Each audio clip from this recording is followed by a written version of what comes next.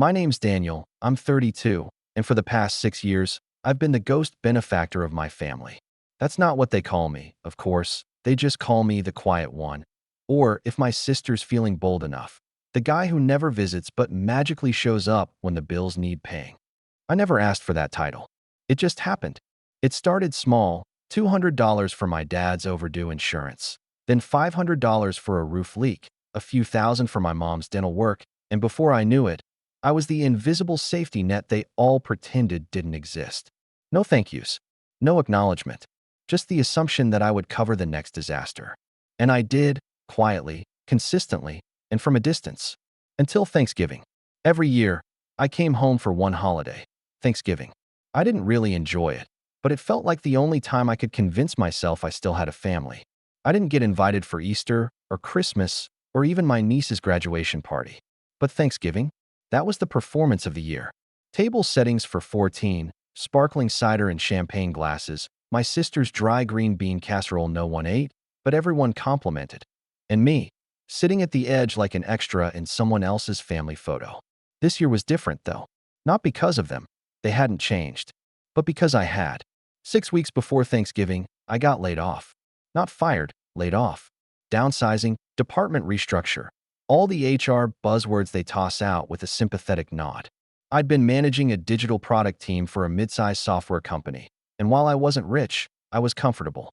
And after 10 years of saving and never splurging, I had a decent safety net. But this time, when I looked at the dwindling account balance and the monthly auto payments going out to cover mom's credit card, dad's car loan, and my sister's streaming subscriptions, don't ask, I realized something brutal. They didn't know. They didn't even know I'd lost my job. No one had asked, and I didn't tell them. I wanted to see what Thanksgiving would look like if I said nothing. If I just showed up like usual. Would anyone care? Would anyone even notice I wasn't smiling anymore? The day before Thanksgiving, I drove 8 hours down from where I live in a small apartment in the city, a quiet place above a coffee shop that still smelled like espresso beans even at night. I brought wine. I brought a chocolate tart from a bakery that's way too fancy for a guy with no income. And, as always, I brought envelopes. Each one was discreet, white, unmarked. Inside, receipts, account confirmations, and notices of what I'd covered for them this year. The kind of proof you only keep when you know, deep down, they'll never remember it on their own. I arrived around 3 p.m., just as my brother-in-law was hauling folding chairs out of the garage. My mom barely looked up from basting the turkey. "Daniel," she said with a quick glance. "You're early." I said I'd be here by 3. "Right. Well, we're still setting up." She motioned toward the hallway, as if I were supposed to wait there. I stayed in the kitchen, sipping water from a red Solo cup because apparently every glass in the house was already spoken for. The rest of the family trickled in over the next hour. My sister Erin, her husband Mike, their 2 girls, and my brother Derek, who hadn't worked a job longer than 6 months in the last decade, but always managed to show up with a new watch or phone. Dinner was supposed to start at 5. At 5:15, people started sitting down. That's when I noticed. There were 14 chairs around the table, 1 high chair for my niece, and 2 folding chairs tucked awkwardly against the sideboard. I stood in the doorway for a moment, waiting, watching. Then Mom pointed, not rudely, not even looking up from her carving, and said, "That one's for you. The one in the corner, by the window." I looked at the chair. It wasn't even facing the table properly. It had a paper napkin on it, like a placeholder, but no plate, no silverware, no name card. Nothing. "Seriously?" I asked, not loudly, just softly. I didn't want to make a scene. My sister burst out laughing. "Be grateful you're even invited, Daniel. Some of us actually show up year-round." I blinked. Not because it surprised me, but because it didn't. I walked over to the chair, still holding the dessert box and my stack of envelopes. I brought the tart. I said to no one in particular. No one responded. So I sat, not on the chair they pointed to, but just down, on the floor for a second. I placed the box on the table, slowly opened it, and set it beside the pies Erin had bought from Costco. Then, carefully, one by one, I slid the envelopes out of my coat pocket. Quietly, like I was just setting down napkins or salt shakers. The last one, the big one, I tucked under the turkey platter, just beneath the serving tray, half hidden between the carving knife and the rosemary sprigs. It was labeled only with a date, November 1st. Then I stood. I smoothed my jacket, grabbed my keys from the hallway table, and walked toward the door. "Where are you going?" my mom asked, still not looking at me. I turned back, standing in the doorway. This was the last meal on me. And I left. The door closed behind me, quiet as the first snowfall. I didn't slam it. I didn't yell.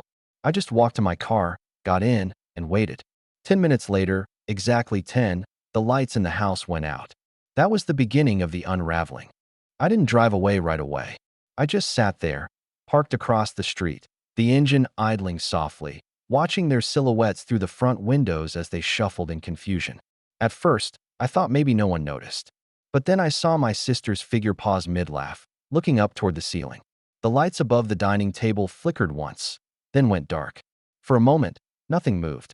Then someone, probably Derek, turned on their phone flashlight. A small beam danced around the room. People started standing. I could picture the complaints without hearing them. Did someone trip a breaker? It's the oven, maybe? No, the microwave's off too. They wouldn't know right away what happened. The house was under my name. The utilities, the internet, even the ridiculous streaming services they insisted on bundling. They thought it was Dad's house because he'd paid it off. He hadn't.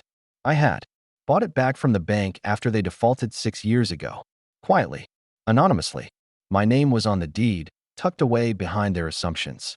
I'd paid the power bills month after month, even when Derek was living in the basement and forgetting to contribute. Even when Aaron and Mike moved in for 6 months during their rough patch and left behind nothing but overdue cable bills and a broken washing machine. They assumed things would always stay on. I gave them 10 minutes after I walked out, not because it was symbolic or anything. It just took that long to finalize the auto cancellation. As I drove away, I saw Mike step outside, phone pressed to his ear, frustration written across his posture. I knew exactly what he'd hear when he called the utility company. This account was closed due to a change in ownership and payment status. That's what happens when you're removed from an account you never actually controlled. I made it back to my hotel just after 7 p.m. It wasn't fancy, just a roadside place near the interstate, but it had warm lighting, quiet halls, and a front desk clerk who offered me cookies on check-in. I didn't eat. I wasn't hungry. The adrenaline had left a bitter taste in my mouth. I sat on the bed and opened my laptop. There were emails waiting. One from my bank confirming the final transfer. One from the lawyer I'd hired 3 weeks ago. And one from my mom, time-stamped 6:57 p.m. Subject: Did you do something? Daniel, please call me. Something's wrong with the power. Also, what were those envelopes? Did you pay that? Just call me. I didn't reply. Instead, I opened the shared drive. The one they didn't know existed. For 6 years, I'd been tracking every payment, every transfer, every favor. Receipts scanned. Bank statements, text screenshots, copies of emails from Mom saying, "I'll pay you back next month, promise." I'd labeled it all, color-coded. Every year had its own folder. I'd never planned to use it. It was just my way of keeping the world straight when the gaslighting got too loud. But something inside me had shifted since the layoff. I'd realized they never saw me as generous. They saw me as a faucet, a machine, an expectation, and expectations can be shut off. The next morning, my phone was lit up with missed calls, 17 from Mom, 8 from Aaron, and 4 from an unknown number that I assumed was Derek using a borrowed phone after I'd shut off the family cell plan. That's right, I'd been footing that too. I had a family plan, 5 lines. It used to be just me and my parents. Then Aaron and Mike got added temporarily. Then Derek. The monthly cost had ballooned to almost $300. Every single month. I canceled the entire plan after midnight. They'd wake up to dead phones and no Wi-Fi. At 9:04 a.m., I finally answered one call. "Mom." "Daniel." "Thank God. What's going on? Why is everything off?" The girls were crying. "Aaron's freaking out. Your father couldn't sleep. What's going on?" Her voice had that frantic, guilt-tripping edge. That forced blend of maternal concern and barely concealed blame. "Did you get the envelope?" I asked, my voice flat. "What envelope?" "You left a stack of papers all over the turkey like a joke." "It wasn't a joke, Mom. It's everything I paid for this year. Every bill. Every loan. Every time you said just this once, and I covered it." There was a pause. "That's not fair, Daniel. We've helped you too. Remember when you were in college?" "You mean the $500 you gave me junior year? That I paid back with interest?" "Yeah, I remember." "Sweetheart, You're taking this too far. I know things have been tight lately. I lost my job, Mom. That stopped her. I didn't know. No one did. No one asked. Another pause. Then softer. Why didn't you tell us? Because I wanted to see if it made a difference. Spoiler, it didn't. I could hear voices in the background. Aaron yelling. Mike saying something about the fridge not working. Derek swearing. I could tell even without the words. My father? Silent. Probably sitting in his recliner, pretending none of this involved him. You shut off everything? Mom asked, quieter now. I'm not your safety net anymore. Daniel, we're family. No, we're roommates who shared a bloodline and split the groceries. Family doesn't treat someone like an afterthought until the lights go out. There was nothing else to say. I hung up, but I wasn't done. That day, I scheduled every remaining account to be closed. The house was mine legally. I'd bought it back under a family trust one controlled. But they could stay, I decided, for now. I wasn't cruel. I gave them 60 days notice, legally binding, notarized, sent by certified mail. They'd find the letter tomorrow morning, with a timestamp and an option: buy the house from me at fair market value or vacate by January 31st. And just for good measure, I left a copy of the trust document in a second envelope taped to the underside of the dining room table, right where I used to sit. They found the letter the next morning. I know this because Aaron posted a vague rant on Facebook at 8:12 a.m. Something about backstabbing, betrayal, and selfish people who forget where they come from. No names. Just enough drama to pull in sympathy from her usual peanut gallery of acquaintances who lived for digital outrage. I waited for the texts. They came. Like clockwork. Aaron, 8:16 a.m. You've got to be kidding me. This is how you repay us. On Thanksgiving. Aaron, 8:21 a.m. I hope you realize you've made Mom cry. Dad hasn't even said a word. This is low, Daniel. Aaron, 8:23 a.m. And don't pretend you own the house. That's Dad's house. We grew up there. I didn't reply. She wasn't wrong. We did grow up there. But none of them remembered the foreclosure notice taped to the door 6 years ago. The one Mom ripped down before anyone could see. The one Dad pretended didn't exist, even as he sold his tools and pawned Mom's jewelry to stall the inevitable. I was the only one who stepped in. Not because I wanted to own the house. I never planned on living in it. But because I couldn't stand the thought of our family name ending in a sheriff's eviction notice and a lawn littered with memories. So I paid off the debt. Quietly. I used my savings, bought the house back under a trust, and let them stay rent-free, with utilities included, all under the illusion that Dad had worked something out with the bank. I kept the illusion going, year after year, because a part of me still wanted to believe that if I gave enough, they'd finally see me. But all they ever saw was what they could take next. Later that morning, I got a call from Derek. I almost didn't answer, but curiosity got the better of me. Daniel, he said, voice too calm, too measured. That fake stillness you hear from people right before they blow up. Morning. So what's your plan here, huh? You just ruin Thanksgiving, turn everything off, then slap us with an eviction notice. 60 days notice, I corrected. It's not an eviction. It's a choice. You can buy the house. Or leave. Buy it. He laughed. With what money? We've been covering bills all year. No, I said, cutting him off. You haven't. I have. Every single one. Check the envelopes. There was a silence, the kind that stretches across 1,000 unspoken moments. So what? You're just gonna throw your own family out? Just like that. I leaned back in the hotel chair, staring out the window. The sky was gray, and the parking lot below glistened with last night's rain. A kid rode his scooter in slow, looping circles around a parked truck. I didn't throw anyone out, I said. I stopped holding the door open. Click. He hung up. By noon, the group chat, the one they only remembered I was in when they needed help, was on fire. Mom, Daniel, please. Let's talk. This isn't how families handle things. Aaron, you've always been jealous. Admit it. You hated that we were close with Mom and Dad. Mike, you're heartless. The girls were crying this morning because the internet was down. Mom, again, we can fix this. Just come back. Talk to us. Derek, you're dead to me. That last one made me laugh out loud. I didn't reply to any of them. Instead, I posted one message to the group, the only one I'd sent in months. Daniel, the turkey platter. Underneath. Read the fine print. Happy holidays. Because under that final envelope, the one half hidden under the rosemary sprigs, I had tucked a legal summary prepared by my lawyer. It laid out the transfer of property, the trust structure, and the detailed payment ledger tied to the mortgage, taxes, and utilities. It even included a notarized statement of occupancy signed by me the day I saved the house from foreclosure. And taped inside the envelope flap was a flash drive. On it, a 6-year archive of bills, transfers, messages, and scanned checks. A digital mirror of the life they pretended wasn't funded by me. I knew it would take them a few days to go through it all, to piece it together, to realize the house, the lights, the water, even the hot water heater Mike had bragged about installing himself last spring, had all been paid for by the brother who never really helped around here. But that wasn't the part one was waiting for. That came Sunday morning, when Dad finally called. Dad hadn't called me directly in years. Not since the summer I moved out at 24 after one too many, maybe if you were more like your brother comments. Back then, Derek was the golden child. Even if he barely worked and floated from one half-baked business idea to the next. But he knew how to charm people, knew how to flatter Dad's ego. I didn't.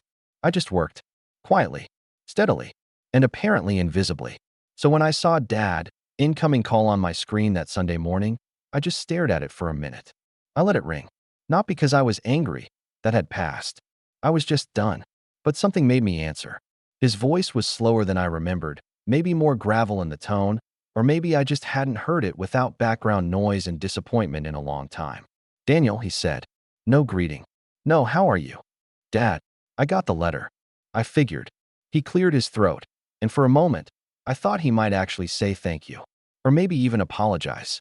But instead, he said, you could have handled this like a man. I closed my eyes. There it is. What's that supposed to mean?